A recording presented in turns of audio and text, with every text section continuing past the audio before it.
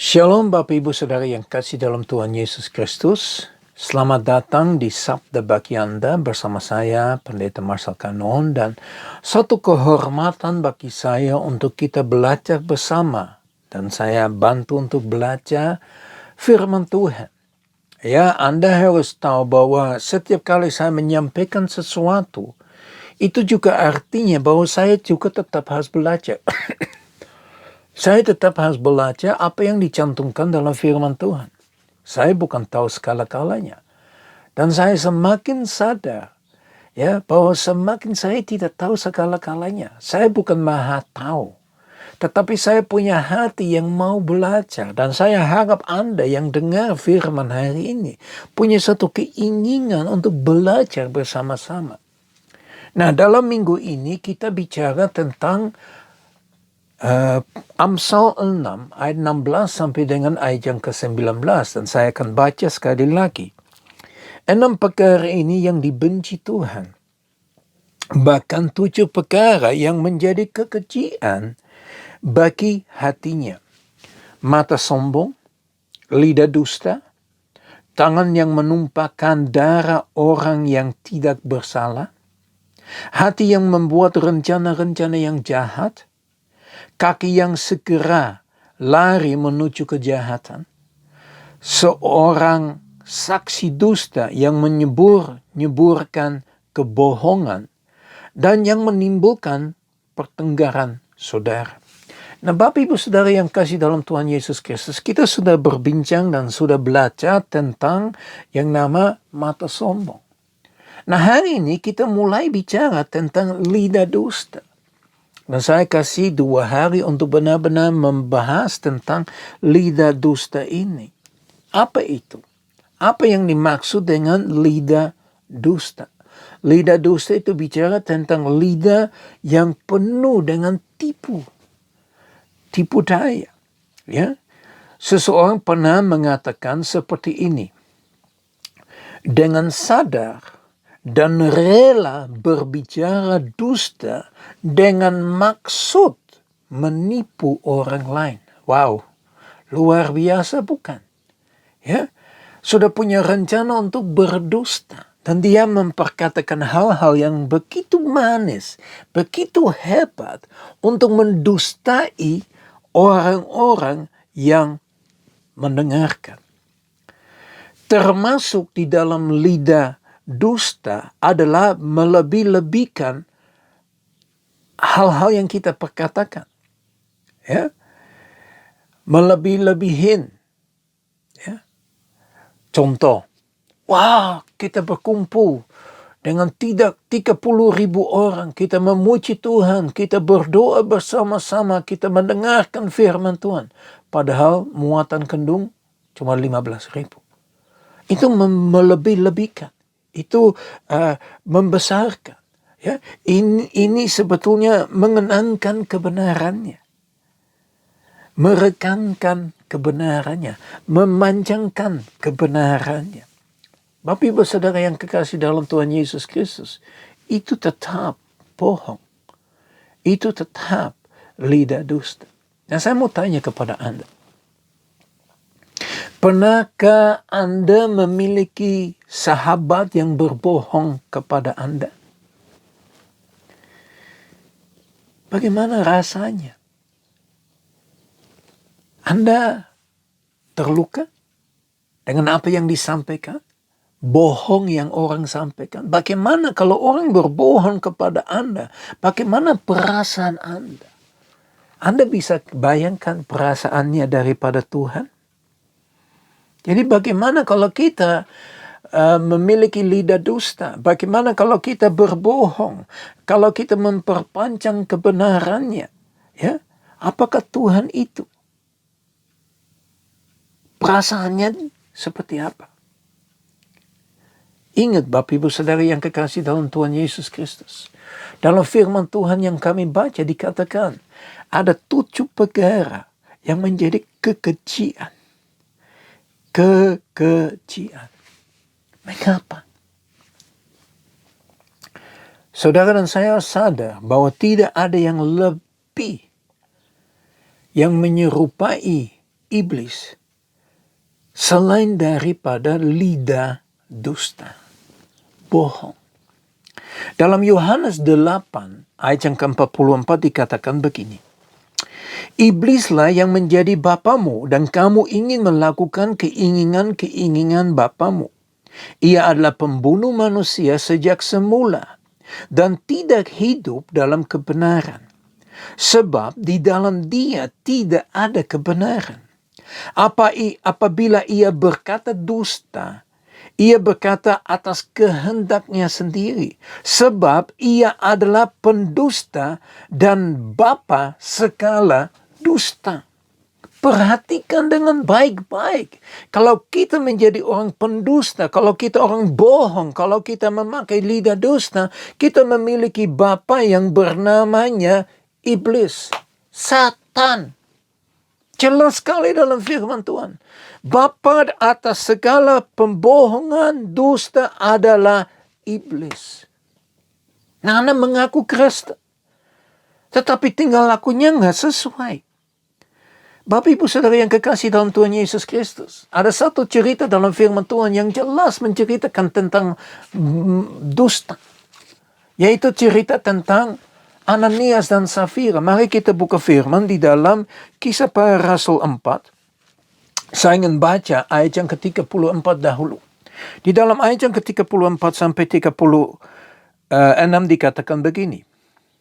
Sebab tidak ada seorang pun yang berkekurangan di antara mereka. Ini bicarakan tentang jemaat mula-mula. Gak ada kekurangan, hebat nggak? Semua punya cukup makanannya. Ya, semua disediakan kebutuhannya. Kenapa?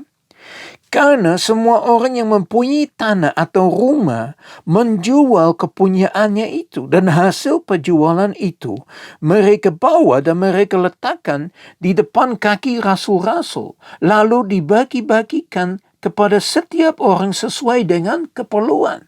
Jadi begini, orang-orang yang punya rumah, punya tanah, mereka jual itu. Dan itu dibawa kepada murid-muridnya untuk dibagi bagi orang yang tidak memiliki. Hebat enggak? Berapa jauh kita sudah jatuh? Karena sekarang ini kita punya konsep aku, saya, dan gua. Hanya memikirkan dirinya. Ya, kita bertemu dengan banyak orang berfokus kepada dirinya saja. Mereka punya lebih dari satu rumah. Memang bisa tinggal di lebih dari satu rumah. Ya, untuk apa? Nah, kalau dulu itu mereka begitu digerakkan Tuhan. Ya, untuk menjual tanah, menjual rumah, menjual harta. Dan hasilnya semuanya dibawa kepada murid-muridnya. Nah, di dalam ayat pasal yang kelima, kita menemukan dua orang namanya Ananias dan Safira. Ini adalah suami dan istri. Ya, dan mereka menjual sebidang tanah. Ya. Jadi mereka jual tanah, dapat hasilnya. Nah, ayat yang kedua berkata begini. Dalam pasal yang 5 Kisah Para Rasul. Dengan setahu istrinya, ia menahan sebagian dari hasil penjualan itu. Dan sebagian lain dibawa dan diletakkannya di depan kaki rasul-rasul. Perhatikan dengan baik-baik bahwa Ananias dan Safira tidak tulus.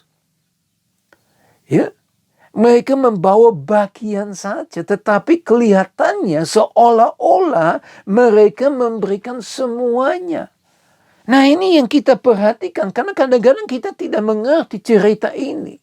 Ya, mereka membawa dalam cerita ini semua yang dijual, semua dibalikin, semua diberikan kepada murid-muridnya untuk dibagi-bagi. Dan ini mereka menyimpan sebagiannya. Ayat yang ketiga. Tetapi Petrus berkata, Ananias, mengapa hati dikuasai iblis? Ingat, bapa pembohong adalah iblis. Sehingga engkau mendustai Roh Kudus dan menahan sebagian dari hasil menjual tanah itu. Selama tanah itu tidak dijual, bukankah itu tetap kepunyaanmu? Dan setelah dijual, bukankah hasilnya itu tetap dalam kuasamu? Mengapa engkau merencanakan perbuatan itu demi dalam hatimu? Engkau bukan mendustai manusia, tetapi mendustai Allah. Wow! Perhatikan dengan baik-baik. Dia menyimpan, dia mengambil sesuatu, dia menunjukkan seolah-olah dia hebat, dahsyat, tetapi ternyata dia menipu. Dia menipu dan dia bikin dusta. Dusta di hadapan Tuhan. Perhatikan dengan baik-baik apa yang terjadi. Mati. Mati. Tuhan tidak beralasan lagi. Pokoknya mati langsung. Kita baca ayat yang ke-7. Kira-kira 3 jam kemudian masuklah istri Ananias, tetapi ia tidak tahu apa yang terjadi, apa yang telah terjadi. Nah, ayat 8. Kata Petrus, sebetulnya istrinya ini bodoh ya. Kenapa dia enggak membela dan dia kasih tahu kebenarannya? Kita lihat. Kata Petrus kepadanya, katakanlah kepadaku, dengan harga sekiankah tanah itu kamu jual? Jawab perempuan itu, betul sekian. Kata Petrus, mengapa kamu berdua bersepakat untuk mencobai roh Tuhan?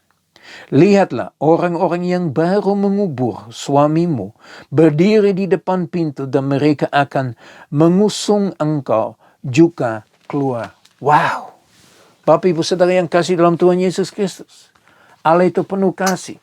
Karena dia mengasihi, dia benci dosa. Untuk itu, mari kita tahu dan mempelajari apa yang terjadi. Ananias dan Safira berdusta di hadapan Tuhan. Dan hukuman mereka terima mati seketika. Tuhan tidak ada alasan lagi. Hari-hari ini Tuhan masih kasih kesempatan kepada kita untuk bertobat. Untuk mengaku dosa kita. Izinkan Roh Kudus berkarya dalam hatimu pada saat ini. Di saat kita berdoa supaya Tuhan menunjukkan kepada kami. Apakah ada lidah dusta di dalam kehidupan kita. Mari kita berdoa. Bapa kami yang di surga, kami datang di hadapan Engkau Tuhan. Kami minta kekuatan Engkau, kami minta perlindungan Engkau saat ini Tuhan. Selidiki hati kami masing-masing Tuhan. Apakah ada lidah dusta di dalam hati kami Tuhan.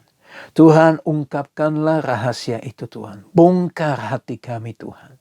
Karena kami sadar Engkau benci terhadap dosa. Dosa yang bernama lidah dusta. Apakah kami suka bohong? Apakah kami suka menipu? Apakah kami suka berdusta? Tuhan, Engkau tahu. Dan kami berdoa saat ini. Pulihkan hati kami. Tuhan, biar kami benar-benar boleh merasakan kuasa-Mu yang berkarya dalam seluruh aspek kehidupan kami. Dalam nama Tuhan Yesus kami sudah berdoa. Haleluya. Amin. Ya Bapak Ibu Saudara yang kekasih dalam Tuhan Yesus Kristus, izinkan Tuhan terus bicara melalui Roh Kudus yang diam di dalam kamu.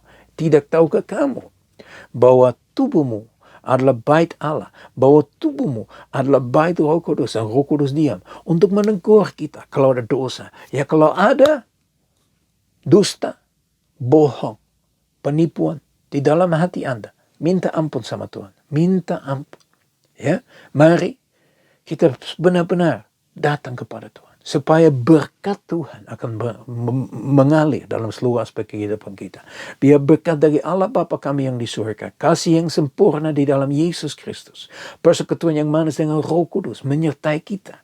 Semua mulai saat ini sampai Maranatha Tuhan Yesus datang kembali, bahkan sampai selama-lamanya. Ya, mari kita maju terus. Mari kita percaya. Renungkan firman Tuhan terus. Supaya itu tertanam di dalam hati kita, akan bertumbuh untuk kemuliaan nama Tuhan. Sampai ketemu besok. Shalom. Tuhan Yesus memberkati.